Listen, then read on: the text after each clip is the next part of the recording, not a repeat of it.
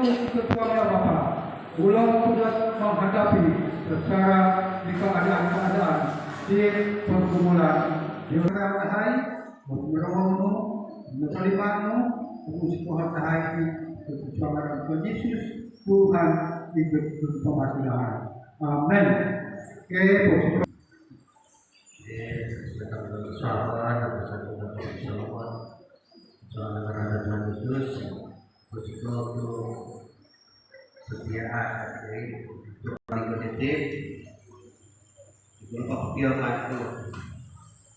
terkait tugas kebaktian dan kebersamaan, baik kepentingan acara acara ibadah puasa dan selepas kebaktian, titik pujian seperti sebat songai buat Julina, tempat ketua itu, benar-benar bikin bahan doa pada doa kemudian Syahina mungkin berkata mati di desa ini. Mereka pada suatu hari datanglah anak-anak Allah menghadap Tuhan, dan di antara mereka datang juga iblis. Ayat 1 mereka ke Yohanes 14. Yohanes 14 ayat 1 sampai 14. Untuk pesan kehidupan rumah Bapa. Janganlah gelisah hatimu, percayalah kepada Allah, percayalah juga kepadaku. Di rumah Bapakku banyak tempat tinggal. Jika tidak demikian, tentu aku mengatakan kepadamu, sebab aku pergi ke situ untuk menyediakan tempat bagimu. Dan apabila aku telah pergi ke situ dan telah menyediakan tempat bagimu, aku akan datang kembali dan membawa kamu ke tempat aku, supaya di tempat di mana aku berada, kamu pun berada. Sayakah engkau bahwa aku di dalam Bapa dan Bapa di dalam aku? Apa yang aku katakan kepadamu tidak akan katakan dari diriku sendiri, tetapi Bapa yang diam di dalam aku, dialah yang melakukan pekerjaannya. Percayalah kepadaku bahwa aku di dalam Bapa dan Bapa di dalam aku, atau tidak setidak-tidaknya percayalah karena pekerjaan itu sendiri. Aku berkata kepadamu, sesungguhnya barang siapa percaya kepadaku, ia akan melakukan juga pekerjaan-pekerjaan yang aku lakukan, bahkan pekerjaan yang lebih besar daripada itu, sebab aku pergi kepada Bapa, dan apa yang kamu minta di dalam namaku, aku akan melakukannya, supaya Bapa dipermuliakan. Nah, jika kamu meminta sesuatu kepadaku di dalam namaku, aku akan melakukannya.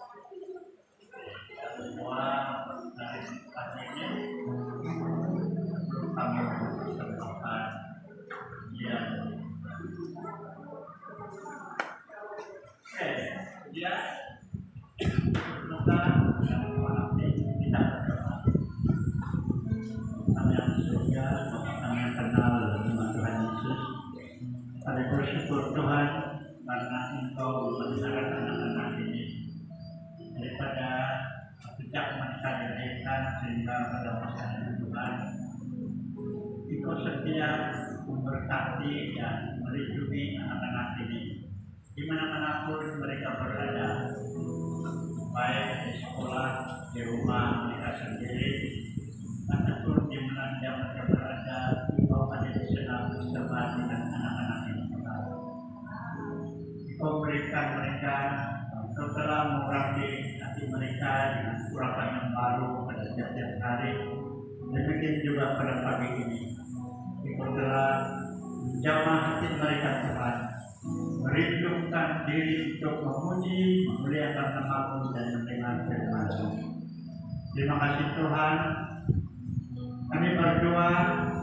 semua guru sekolah minggu, baik yang ada pada pagi di tempat ini ataupun yang sedang mengikuti kursus di Nemaus. Tuhan memberkati mereka dan menyertai mereka. Juga ibu bapak anak-anak ini Tuhan kami serahkan ke dalam tangan-Mu. Dan Kau memberkati, menjamah dan memberikan kerinduan supaya anak-anak ini di suatu hari nanti menjadi pemimpin yang besar di tempat ini, bahkan menjadi pelayan Tuhan yang setiawan dan sentiasa mencari hadirat-Mu. Dalam persembahan mereka, nyanyian yang mereka pilih pada pagi ini Tuhan Kau berkati. Kiranya lagu dan pujian itu memenuhi cita rasa dan kerinduan anak-anak untuk menyembah Engkau. Dalam nama Tuhan Yesus, kami berdoa dan mengucap syukur. Amin.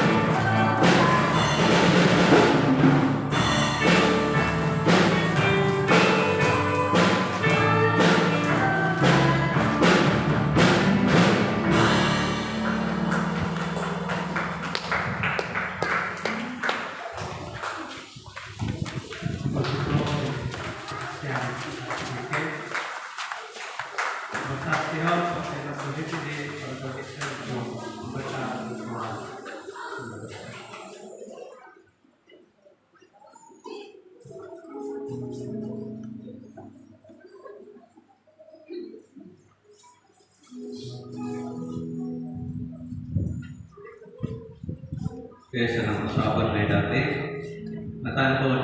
Mari kita berdiri bersama. Kita akan membaca pengakuan iman rasuli. Mungkin ada juga di screen nanti. Oke, 1, 2, 3. Aku percaya kepada Allah, Bapa yang Maha Kuasa, Pencipta langit dan bumi, dan kepada Yesus Kristus, Anaknya yang tunggal Tuhan kita, yang dikandung daripada Roh Kudus, lahir dari anak darah Maria, yang menderita sengsara di bawah pemerintahan Pontius Pilatus, disalibkan, mati dan dikuburkan, turun ke dalam kerajaan maut. Pada hari yang ketiga, bangkit dari antara orang mati, naik ke surga, duduk di sebelah kanan Allah Bapa yang Maha Kuasa, dan dari sana Dia akan datang untuk menghakimi orang yang hidup dan yang mati. Aku percaya kepada Roh Kudus, gereja yang kudus dan am, persekutuan yang kudus, pengampunan dosa, kebangkitan tubuh, dan hidup yang kekal. Amin. Oke, silakan duduk. Artinya, oke, jemputan yang kita tadi soal titik hujan, kita selalu oleh Virginia.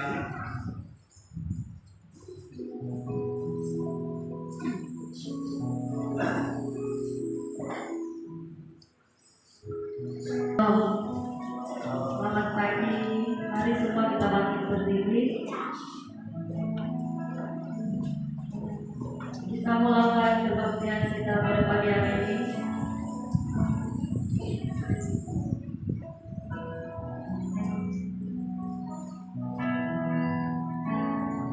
Sebelum itu mari kita solatkan haleluya adalah 3 kali. Setiap tangan kanan ke kiri, kanannya. Oke, dalam kiraan 1, 2, 3. Haleluya, haleluya, haleluya, haleluya. Bertemu dengan saudara.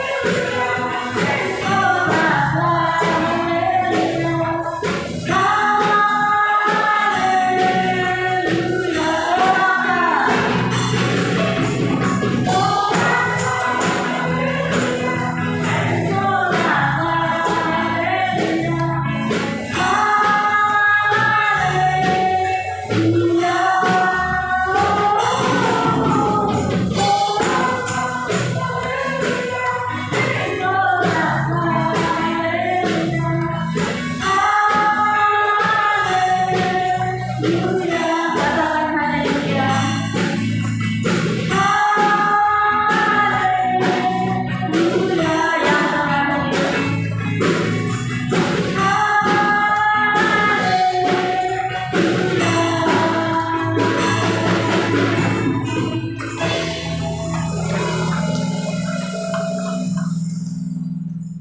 Kita jemaat Tuhan, kita silakan duduk. Masa dan tempat ini saya persilakan dengan Tuhan Jim. Doa persembahan kasih.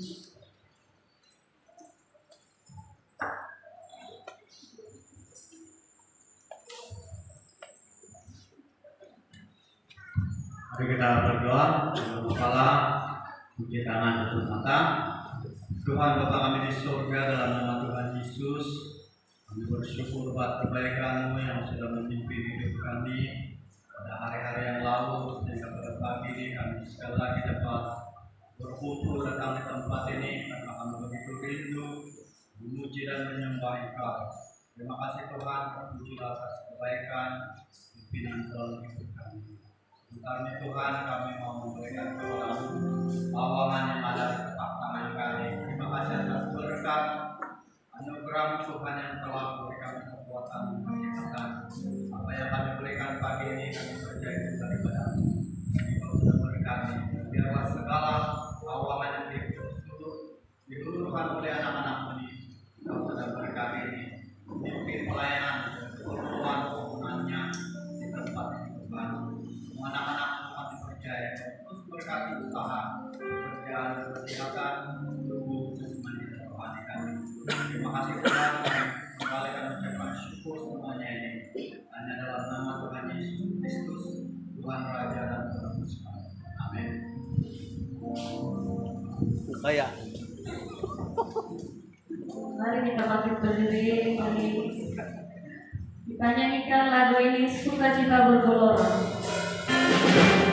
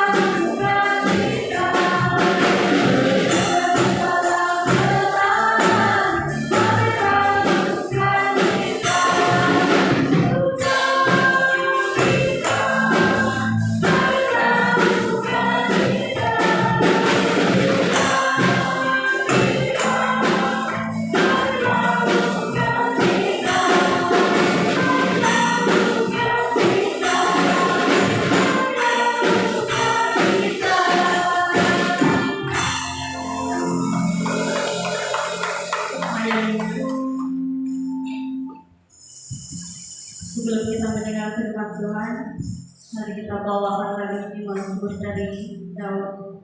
Tuhan adalah gembalaku.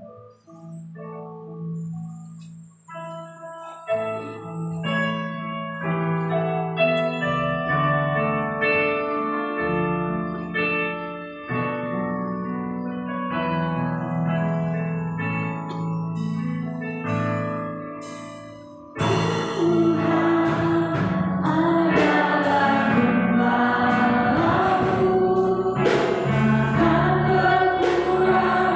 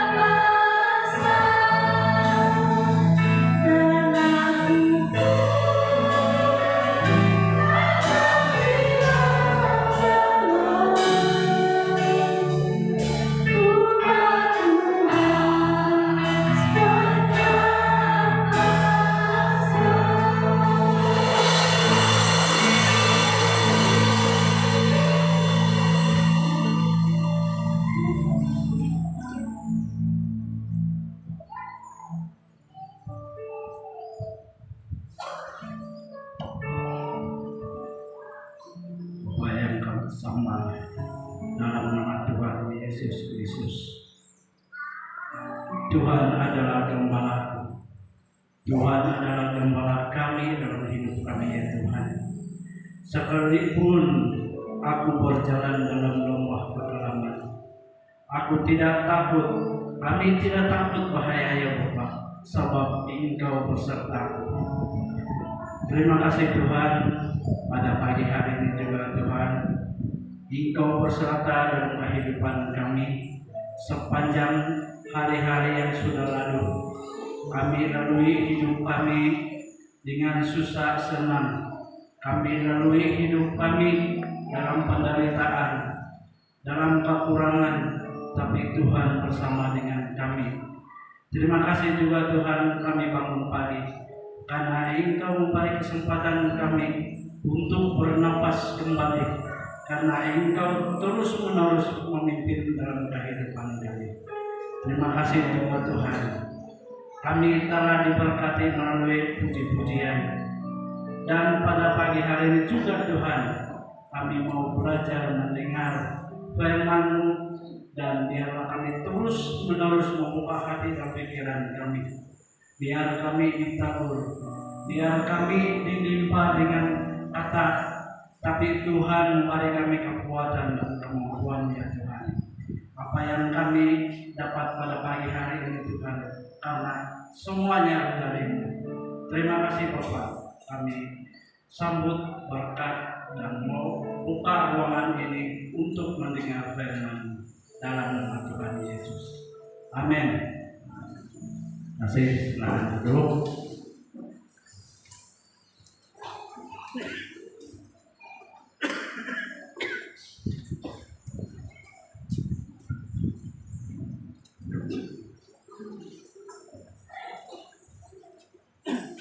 Terima kasih semua penyanyi musik yang di depannya, pimpin pujian dan semua yang ada pada pagi hari ini.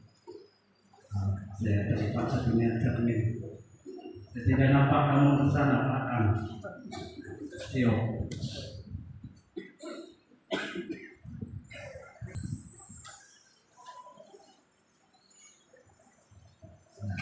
Sonom kesuwabon unsur sesuatu. Jadi saya mau cakap dusun pun nanti terbalik. Kalau saya pandai bahasa dusun, saya terus berbicara dalam bahasa dusun. Tapi karena saya ini belum pas untuk saya sendiri saja, jadi saya minta diri dulu untuk bahasa Indonesia. Jadi terdapat di dalam 1 Korintus pasal 13 ayat 11. 1 Korintus pasal 13 ayat 11. Ini ayat sudah kebiasaan untuk kita baca. Hamba-hamba Tuhan yang sudah baca ini dan bawa, cuma orang dia yang berbijak. Orang yang membawa hari ini orang yang berbijak. Tapi sebelum ini semua hamba-hamba Tuhan yang membawa kita di dalam teks ini. Jadi 1 Korintus pasal 13 ayat 11 saya baca. Ketika aku kanak-kanak, aku berkata-kata seperti kanak-kanak. Aku merasa seperti kanak-kanak. Aku berpikir seperti kanak-kanak.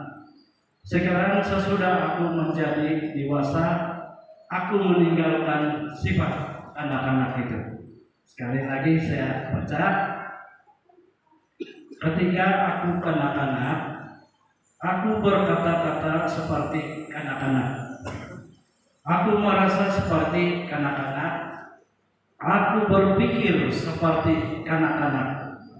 Sekarang sesudah aku menjadi dewasa, aku meninggalkan sifat kanak-kanak. Ini ungkapan Rasul Paulus di jemaat Korintus dulu dan sehingga sekarang. Jadi saya di sini saya terasa juga bahwa apa yang saya lihat dalam ayat ini yang Korintus beritahu Paulus beritahu di jemaat Korintus. Jadi semua yang kita ada pada hari ini. Dalam ayat ini, dalam teks ini, semua yang ada pada hari ini kita lalui dengan masih kecil. Tiada yang lahir saja terus dewasa. Jadi kita lalui semua yang ada di sini ini, kita sudah lalui dari anak kecil, dewasa, remaja sehingga dewasa. Jadi waktu kecil yang saya lalui, saya tidak tahu kamu waktu kecil saya lalui, saya bersekolah, saya ikut ibu bapak saya ke kebun, saya ikut ibu bapak saya ke ladang. Semua yang saya pikirkan, seorang anak-anak berpikiran ke anak-anakan. Jadi di situ waktu saya kecil, saya alami hidup saya dengan tidak memikirkan susah dan senang. Hanya saya mementingkan diri saya. Waktu kecil saya jalan. Tidak pikir apa-apa. Saya mau pentingkan diri saya sendiri. Saya tidak lihat ibu bapak saya melakukan kerja saya ke Amerika. Susah ke, panas ke. Jadi itu adalah pikiran anak-anak. Jadi semua itu adalah sudah kita lalui dari dulu lagi sehingga remaja dan sehingga pada hari ini. Jadi yang bapak-bapak, saya tidak lupa juga pada hari ini selamat hari bapak, sebab masih lagi kita punya tidak lagi bulan ini adalah hari bapak, dan tema pada bulan ini adalah Injil. Tema kita pada bulan ini adalah Injil, dan minggu yang keempat, minggu yang terakhir.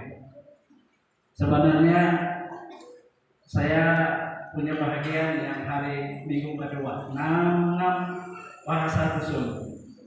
Jadi saya bertukar sama Pendatua Immanuel, boleh juga. Jadi kalau saya ambil juga itu, dia sengaja kasih tidak mau ambil, terpaksa saya dusun Toronto. Jadi tidak apa, sama juga itu. Jadi tema yang saya ambil pada hari ini, yaitu dalam teks yang sudah kita baca adalah Injil kasih karunia Allah yang mendewasakan kita, yang mematangkan kita, yang memberi kita kedewasaan, yang memberi kita hati dewasa dalam kalau kita lalui mengikut dalam pembacaan teks tadi itu 1 Korintus 13 itu.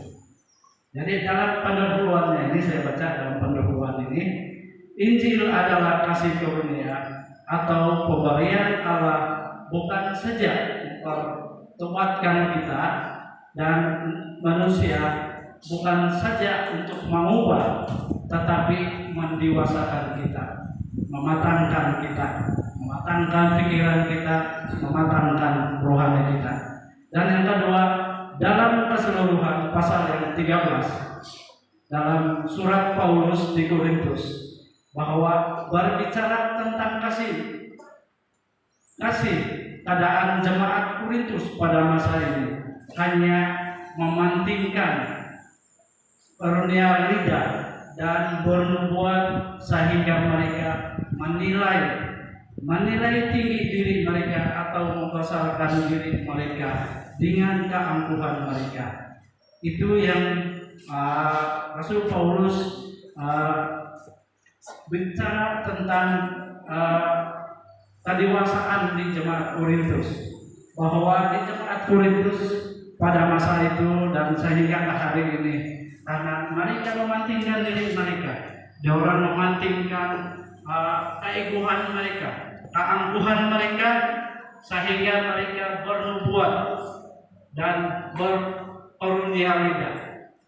Tetapi Paulus menjelaskan kepada jemaat Korintus bahwa kasih sejati, yaitu Injil itu sendiri, membuat jemaat Korintus saling menghormati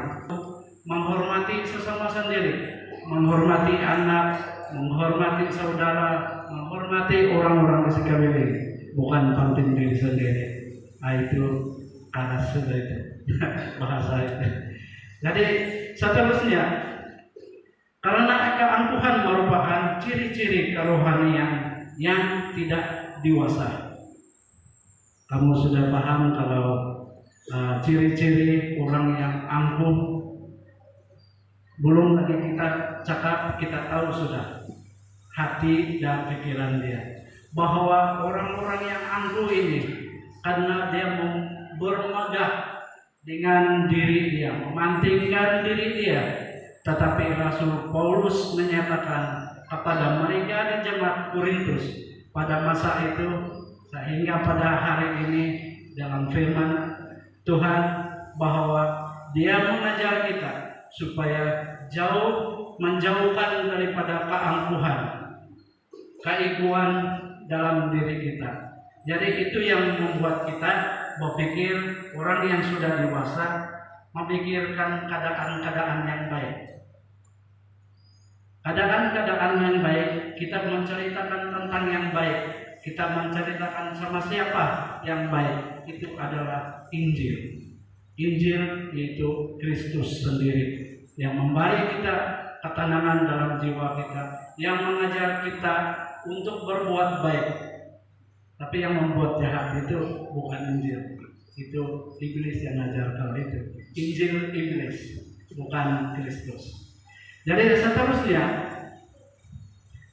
manusia tanpa terkecuali harus bertumbuh menjadi dewasa, baik secara jasmani maupun rohani.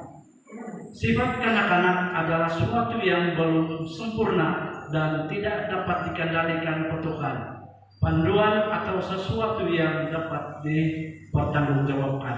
Nah, sudah saya kata dari awal lagi, anak kecil tidak memikirkan keadaan-keadaan masa depan kita, masa depan dia.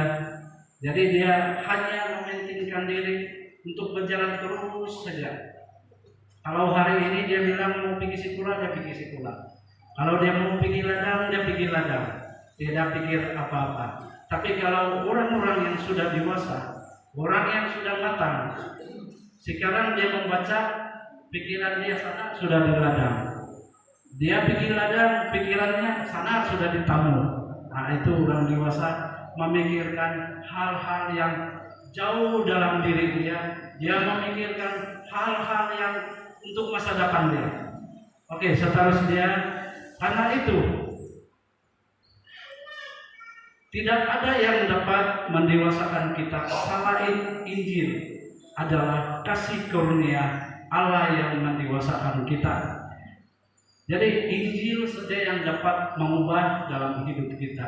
Nah, ini baru pendahuluan, saya perjelaskan sedikit saja sebelum masuk dalam tiga hal. Ada 3 hal, sedikit saja saya baca hari ini untuk 3 hal. Kalau ikut betul banyak ini kita cerita, tapi nanti masa panjang. Saya ambil dalam 20-30 menit saja, tidak lama. Sebab kita orang dewasa, dia memikirkan hal-hal yang lain. Kanak-kanak tidak memikirkan hal-hal yang di depan dia. Jadi ada perbedaan di sana. Jadi ada 3 hal yang Paulus gambarkan oleh Injil dalam kehidupan kita, supaya mencerminkan kedewasaan pikiran dan rohani kita. Yang pertama, berkata-kata seperti orang dewasa.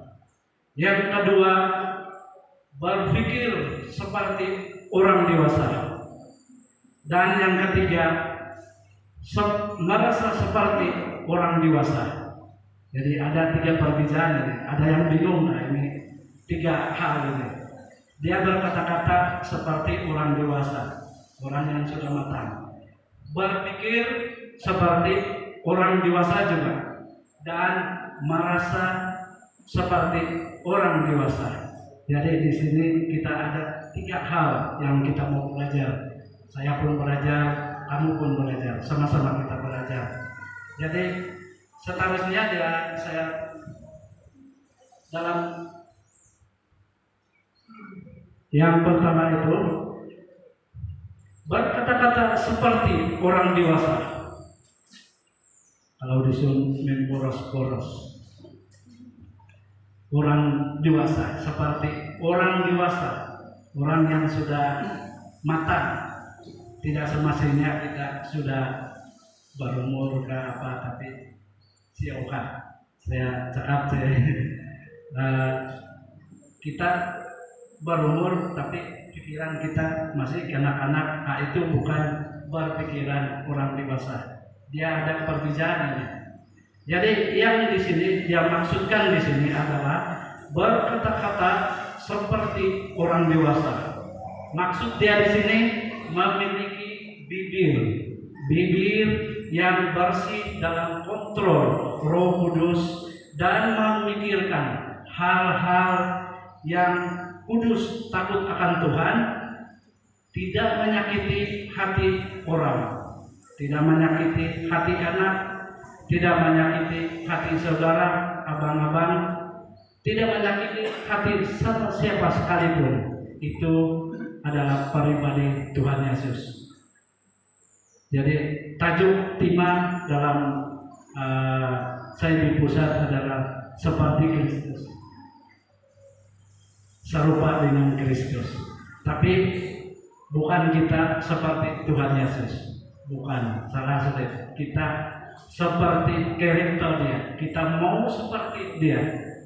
Sebab kita mau seperti Tuhan susah itu. Kalau kita seperti Tuhan nanti anggap kita Tuhan. Tapi yang kita maksudkan adalah mau seperti, nah itu yang kita mau seperti Tuhan Yesus. Apa yang dimaksudkan di sini? Memikirkan bibir yang bersih dalam kontrol Roh Kudus, tidak menyakiti hati orang, tidak menyakiti anak-anak. Walaupun anak kita, mesti kita hormati anak-anak juga, tidak boleh sembarang cakap. Itu orang dewasa. Kalau anak-anak seperti pikiran anak-anak, kita tidak peduli. Anak siapa kita hantam saja cakap. Nah itu luar daripada kontrol Roh Kudus. Oke, dan seterusnya bebas daripada gosip. Gosip menggosip, bebas daripada kejahatan. Kejahatan ini sudah menyeluruh. Tapi yang dia tekan di sini adalah bebas daripada gosip, memfitnah, berkata-kata, mengata, apalagi banyak bahasa, mengata sana, mengata sini, dalam dua muka bilang peribahasa itu. Kamu paham itu? Yang bapak-bapak tidak paham itu, dalam dua muka. Maksud dia itu dia cakap bagus di sini, dia bawa sana, dia cerita tidak bagus. Dia cakap sini bagus, dia cakap sana tidak bagus. Itu dalam dua muka. Jadi itu maksud saya perjelas untuk bapak-bapak yang sudah berumur. Jadi di sini yang ketiga seterusnya berkata-kata berdasarkan fakta. Nah ini mahkamah mau minta ini kalau kita berbicara di mahkamah. Kalau aku bikin mahkamah sianu tiada fakta, mahkamah tidak mau terima itu, kau pulang. Nah itu berkata-kata ini berkata-kata berdasarkan fakta. Kita lihat dalam Amsal 13 ayat 3. Amsal 13 ayat 3. Siapa menjaga mulutnya? Siapa yang menjaga mulutnya, memelihara nyawanya, siapa yang melibar bibir akan ditimpa kebinasaan. Nah, itu bukan saya cakap, tapi Amsal cakap dalam Alkitab. Jadi sebab saya tidak mau cakap sembarang di sini, tidak boleh sembarang cakap di sini. Tapi kita melalui Alkitab. Alkitab berfirman bahwa siapa menjaga mulutnya, Amsal berfirman juga, siapa menjaga mulutnya, memelihara nyawanya, siapa yang lebar bibir akan ditimpa kebinasaan. Bukan maksud lebar bibir, hati orang dan orang-orang di sekeliling kita. Dan seterusnya, Jika ada pikiran jahat, menangkap tangan pada mulutnya untuk menahannya. Ini sangat dalam lah, saya ingat. Kalau saya bicara sangat panjang ini, tapi saya ringkaskan saja. Dan seterusnya menyelamatkan cakaran pahit terhadap dirinya sendiri. Oke, yang kedua, sesudah banyak yang hancur karena lidah yang tidak dijaga. Nah, ini lagi yang sangat bahaya karena lidah ini sangat tajam. Dan seorang yang dewasa memikirkan yang baik. Tapi kalau lidah dia tajam, maksud dia bukan lidah tajam, tapi kata-kata dia yang menyakitkan hati orang. Jadi seorang yang dewasa harus memelihara lidahnya sebelum berkata-kata yang tidak bagus, yang tidak memberkati. Nah, itu maksud dia di sini yaitu sudah banyak yang hancur karena lidah yang tidak dijaga. Siapa yang libat bibir? Nah, apa yang saja yang ingin dikeluarkannya, yang suka menghardik, suka mengata, sudah dikatakan awal-awal lagi tadi. Oke, yang akan ditimpa kebinasaan. Perbuatannya adalah perbuatannya itu akan membinasakan nama baiknya. Jadi itu dimaksudkan akan ditimpa kebinasaan. Merugikan diri sendiri apabila kita berbuat jahat, apabila kita perbuatan kita yang membinasakan diri sendiri, keluarga, siapa-siapa, dia membinasakan diri kita sendiri. Dan baiknya kepentingannya penghiburan dan jiwanya. Apa yang Tuhan lakukan, apa yang Rasul Paulus katakan dari awal lagi, dan Tuhan mau kita menjadi anak-anak yang diberkati dalam kehidupan kita seharian pun, bukan setakat untuk dalam gereja, tetapi dalam pembawaan dalam hidup kita di luar sana, di sini. Dan kita lihat dalam Yakobus, banyak pembacaan ini, tapi saya mau yang saya bercakap tapi merujuk kepada kita. Saya tidak mau tambah-tambah. Sebab kau berdiri di depan, kau buat cerita yang tidak betul, itu bukan menceritakan Injil, sudah. Oke. Yakobus 3 ayat 6. Yakobus 3 ayat 6.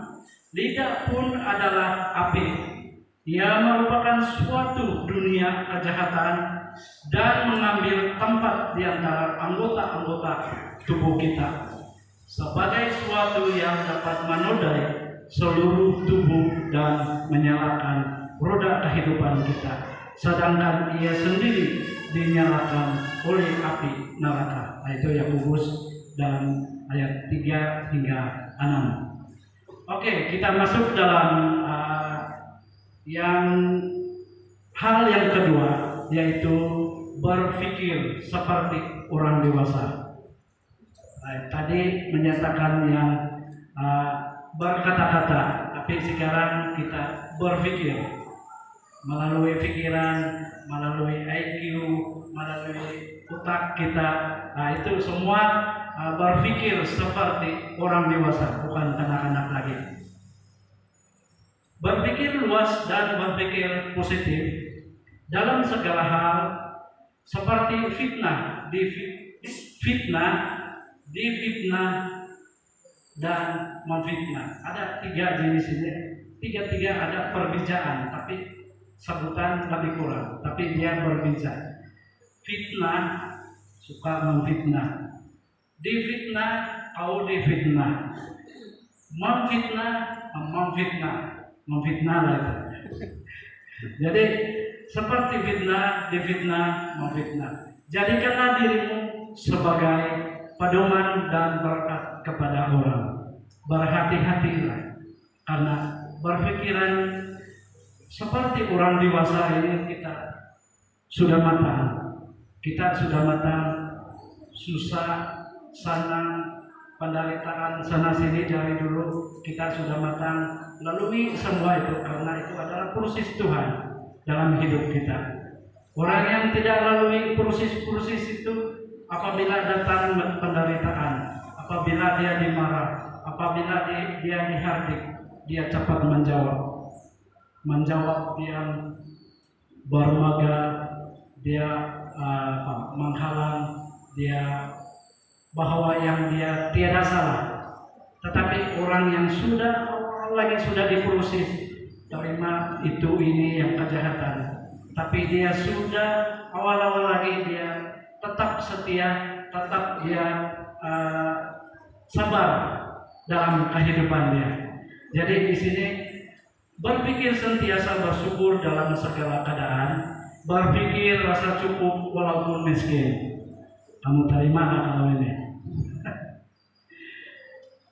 Walaupun miskin, tanam menghadapi keadaan, bukan mudah untuk menghadapi ini semua. Tapi kita semua sudah diproses oleh Tuhan, tapi harap kita setia, sabar menghadapi keadaan yang apa Tuhan sudah lalui dalam hidup dia waktu dia turun ke dunia, sehingga dia disalibkan, dia mati, dia dikubur, dia bangkit, dia naik, Roh Kudus turun ganti dia. Kan? Jadi apa yang Tuhan sudah ajar dalam hidup kita akan menjadi pedoman dalam hidup kita seterusnya. Oke, yang berpikir seperti Tuhan, 1 Korintus 2 ayat 16. Saya terus baca saja supaya kamu dapat paham. 1 Korintus 2 ayat 16. Sebab siapakah yang mengetahui pikiran Tuhan sehingga dia dapat menasihati dia? Tetapi kami memikirkan pikiran Kristus. Siapa yang dapat kasih nasihat Tuhan? Siapa yang dapat tegur Tuhan? Tapi di dalam 1 Korintus ini 2 ayat 16 ini dia sudah nyatakan di sini bahwa sabab siapakah yang mengetahui pikiran Tuhan sehingga ia dapat menasihati dia, tetapi kami memikirkan pikiran Kristus. Nah, dalam penafsiran dia di sini di surat Korintus ini, siapakah mengetahui pikiran Tuhan sehingga ia dapat menasihat? Dalam ayat pertama ini adalah sebenarnya pertanyaan retoris. Dalam bahasa kalimat ini bahkan perlu diterjemahkan dalam bentuk pertanyaan, persoalan. Kita dapat membaca dalam Alkitab, tidak ada seorang pun, tidak ada orang yang tahu pikiran Kristus dan tidak ada masa depannya. 1 Korintus 14 ayat 20. Anak tidak berpikir untuk masa depan, hanya bermain dan senang di mana yang dia terpikir.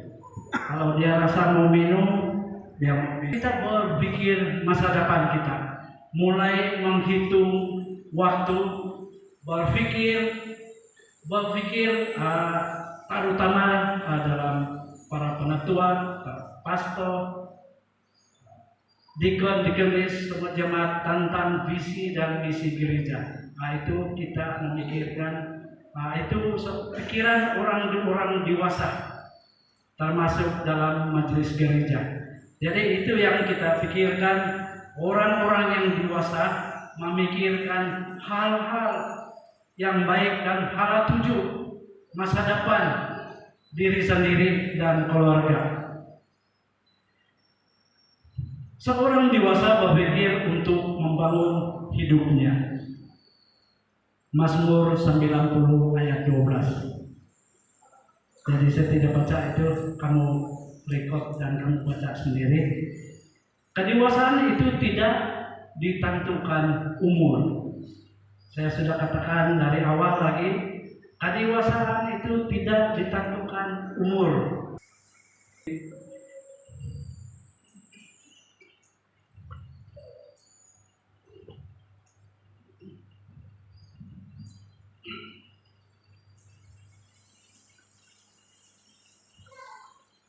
merasa seperti begitu. Kalau anak kita sakit,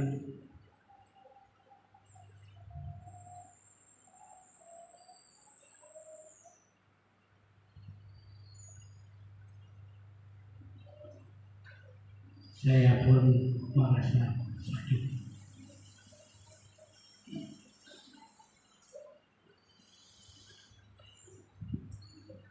Tetapi apa yang kita lalui dalam hidup kita harus kita memikirkan kedewasaan dalam hidup kita. Anak kita sakit, kita pun susah hati, kita pun sakit. Istri kita sakit, kita pun sakit. Jadi kita memikirkan hal-hal orang lain luar daripada diri kita sendiri. Kita memikirkan pikir positif supaya kita mengerti orang-orang di sekeliling kita, mengerti adik kita, saudara kita, dan keluarga kita.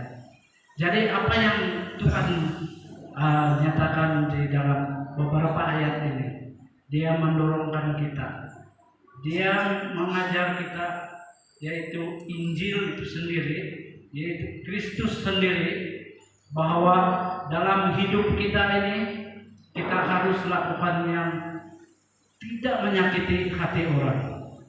Kita tidak menyakiti anak, tidak menyakiti istri.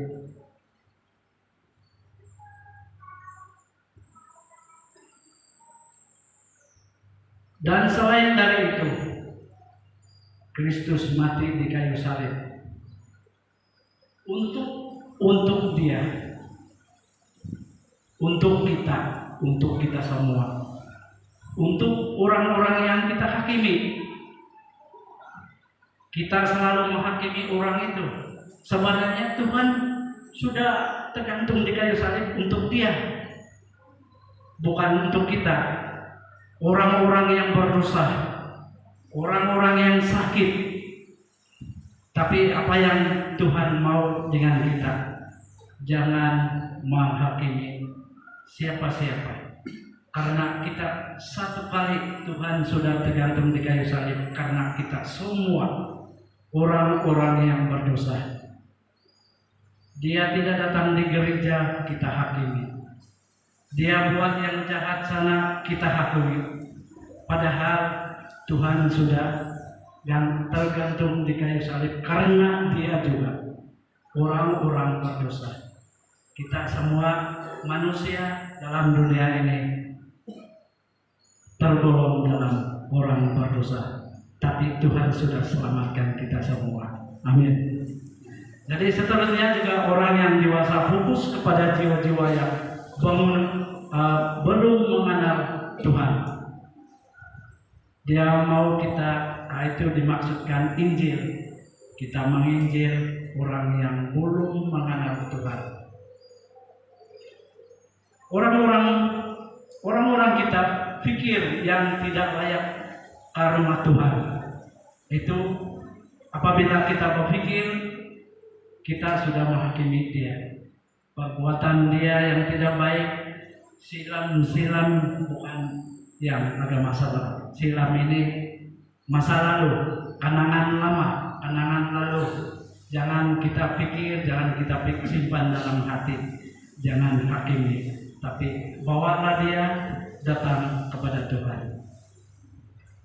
Tuhan cakap, bawalah dia kepada Aku. Dia sudah nyatakan dalam firman-Nya. Mari orang-orang yang dewasa juga berpikiran kita hidup dengan kasih. Kita mengasihi sesama manusia. Kita mengasihi walaupun dia mengutuk kita, memfitnah kita, tapi kita kasihi dia. Itu yang Ibrani 5 ayat 13-14. Sebab barang siapa masih memerlukan susu, ia tidak memahami ajaran tentang kebenaran, sebab ia adalah anak kecil. Ayat 14. Tetapi makanan keras adalah untuk orang-orang dewasa, yang karena mempunyai pencera yang terlatih untuk membedakan yang baik daripada yang jahat. Nah, sudah saya katakan dari awal lagi bahwa orang-orang yang sudah dewasa ini sudah duluan makan garam melalui proses susah, melalui proses penat, melalui proses yang angkat berat. Tuhan kita sendiri setia kepada istri, setia kepada bukan anak itu, bukan istri, suami.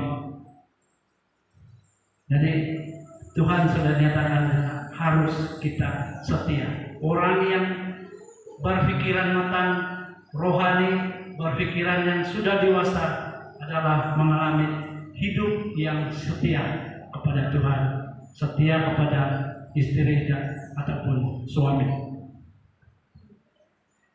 Mengerti dan orang dewasa adalah orang yang bijak mengelola keuangan untuk hidup mereka. Orang dewasa tapi tidak bijak tidak dapat kelola. Tapi orang yang dewasa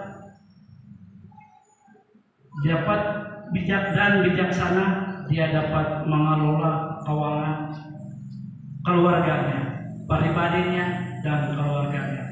Itu adalah orang berpikiran dewasa dan bijaksana. Kalau dia berpikiran dewasa tapi tidak bijaksana pun tidak juga seimbang. Harus bijaksana. Ulangan 17 ayat 9. Ulangan 17 ayat 9. Tapi melalui kita merujuk kepada firman Tuhan. Kita merujuk kepada Alkitab. Bukan kita tambah-tambah. Inilah fakta. Dinyatakan inilah fakta. Kita merujuk kepada Alkitab. Lukas ayat 16. Lukas 16 ayat 12. Harus percaya kepadanya. Dan di situ Tuhan sudah berbicara tentang berpikir secara dewasa. Sekarang merasa seperti orang dewasa. Itu hal yang ketiga. Mereka beban orang lain. Orang lain susah, kau berpikir membantu dia. Itu merasa seperti orang dewasa, berpikiran orang dewasa, mengalami penderitaan, merasa mengalami hidup sukar. Ibrani pasal 4 ayat 15.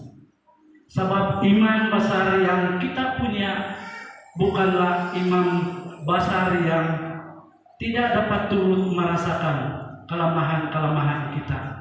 Sebaliknya sama dengan kita. Ia telah dicobai hanya tidak berdosa. Itu Tuhan Yesus sendiri.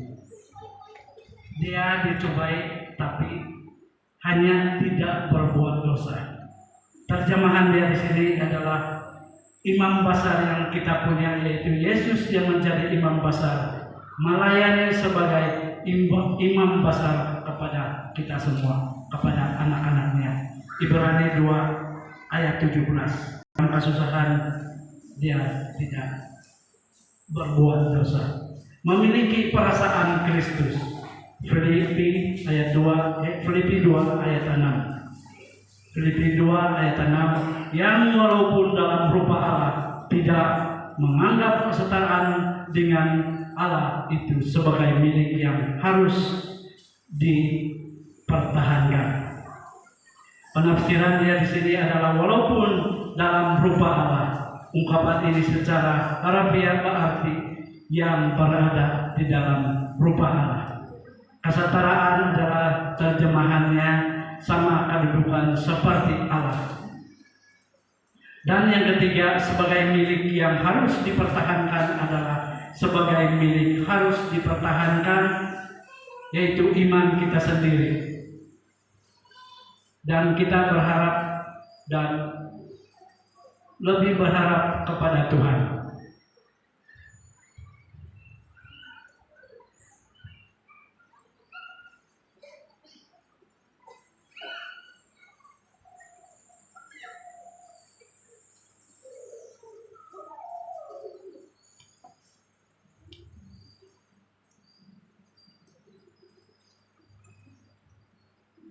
Filipi Filipi 2 pasal 5 ayat 6. Hendaklah kamu dalam hidupmu bersama menaruh pikiran dan perasaan yang terdapat juga dalam Kristus Yesus, yang walaupun dalam rupa Allah tidak menganggap kesetaraan dengan Allah itu sebagai milik yang harus dipertahankan. Jadilah orang dewasa, berpikir dan menjadi pemikiran anak-anak. Jadilah teladan atau berkat kepada orang lain. Berpikir dan bijaksana akan membahagiakan diri kita sendiri dan membahagiakan keluarga kita. Yang terakhir, keangkuhan hanya menimbulkan pertengkaran. Tetapi mereka yang mendengarkan nasihat mempunyai hikmat. Ajaran orang bijak adalah sumber kehidupan, sehingga orang terhindar daripada jarak-jarak maut. Dan terakhir sekali, orang cerdik, orang bijaksana bertindak dengan pengetahuan, tetapi orang bebal memberikan hidup dalam kebodohan dalam hidup dia. Dan firman Tuhan sampai di sini. Kalau ada ayat kata-kata terlebih, saya mohon maaf dan mohon ampun. Jadi sebelum saya turun, mari kita nyanyikan lagu hidup ini adalah kesempatan. Kita bangkit berdiri, dan seterusnya nanti saya pengajuan Iksan untuk berdoa dan menutup ibadah kita.